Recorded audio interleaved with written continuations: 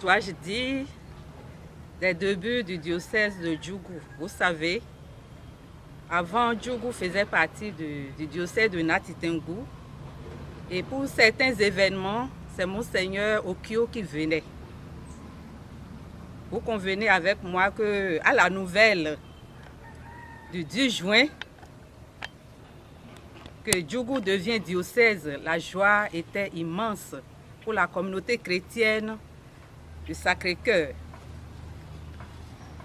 C'était la joie, tout le monde jubilait.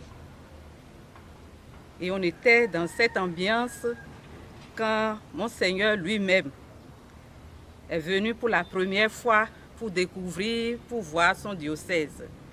Il était accompagné de plusieurs prêtres, des laïcs, de sa famille naturellement, et des sœurs de Saint-Augustin, au nombre desquelles sa propre sœur, sœur Ambrosine Vieira, qui était une ancienne NDA, heureuse aussi de retrouver sa maison. Donc, dans son parcours, Monseigneur s'est arrêté ici. Il est rentré dans la maison et directement à la chapelle, où il a pris le temps de prier longuement. Et à un moment donné, l'émotion était grande. Il a coulé, versé des larmes. Et une de mes sœurs aînées, sœur Martha, que beaucoup connaissent, est allée vers lui pour l'aider à se lever. Et il est revenu dehors voir tout ce monde qui l'attendait.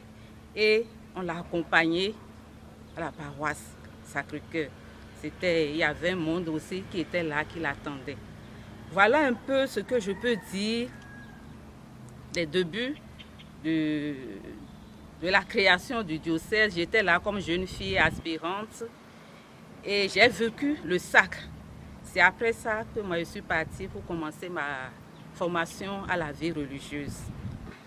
Et donc, en 2017, quand je suis revenue, j'ai vu que Djougou est transformé. Parce que ce que je disais, il n'y avait pas du tout le goudron.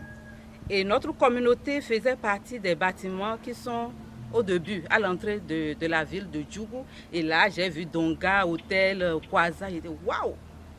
Donc, d'une certaine manière, notre cher père évêque Feu, que son âme repose en paix, a beaucoup contribué au développement de ce diocèse, de cette localité de la Donga. Voilà un peu ce que je peux dire. Et aussi, on ne peut pas parler de la paroisse Sacré-Cœur sans parler de la communauté NDA, parce que toutes les activités de la paroisse et surtout la catéchèse se faisaient ici. Et aussi, dans ces débuts, le conseil de l'évêque se tenait aussi chez nous ici dans la grande salle. Donc, qui dit paroisse Sacré-Cœur dit sœur NDA. En ce moment aussi, comme père sur la paroisse Sacré-Cœur, il y avait les pères SMA, père Yves Bergeron, père Ernest Moulin, père Roger, père Nicolas Cassa. Et là où il y a la grotte aujourd'hui, c'était l'ancien presbytère. Et le bâtiment que nous voyons aujourd'hui aussi était la hauteur. Ce qui est en hauteur n'était pas encore là. On a coulé la dalle et le père Ernest Moulin qui vivait vraiment dans ce bâtiment avec père Roger Nambanda. Voilà. Et au début aussi, quand le père et Monseigneur allait dans les villages, le nom des sœurs NDA sortait naturellement parce que c'était les sœurs qui allaient là-bas et c'est quelque chose qui l'a beaucoup marqué. Et du fait quand on devait quitter le diocèse, à un moment donné, on a quitté le diocèse pour quelques années, 5 à 6 ans. Et quand on devait revenir, c'était une grande joie pour lui. Et il a tout mis en œuvre pour que nos débuts aussi ici soient paisibles, tranquilles. Il nous a beaucoup encouragés. Et puis voilà, c'est un père que nous, on ne peut jamais oublier. On ne peut pas oublier. Et ici, en communauté, en ce moment, il y avait la sœur Flora, sœur Marie-Georgette Domingo, sœur Maggie, Marguerite Chala, que nous appelons affectueusement sœur Maggie, sœur Mata, voilà, qui qui est resté à Bouloum 6 mois pour apprendre la langue. Et jusqu'aujourd'hui, Sœur Martha est en Algérie et elle parle parfaitement la langue Youm. Donc, vous voyez, quand Monseigneur sillonnait les villages, c'est les noms des sœurs qui venaient. Waouh! Le terrain était un peu déblayé pour lui et il a beaucoup apprécié, aussi bien du côté des pères SMA. Et Père Guichat, Michel Guichat était à Basile en ce moment, pour le peu que je sache. Voilà, voilà.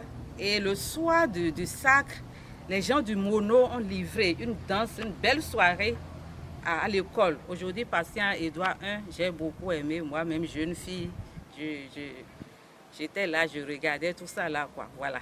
Pour un milieu comme Djougou, où la population est à 99%, je dirais, musulmane, je crois que Monseigneur a fait déjà un gros travail de vivre ensemble, créer des relations.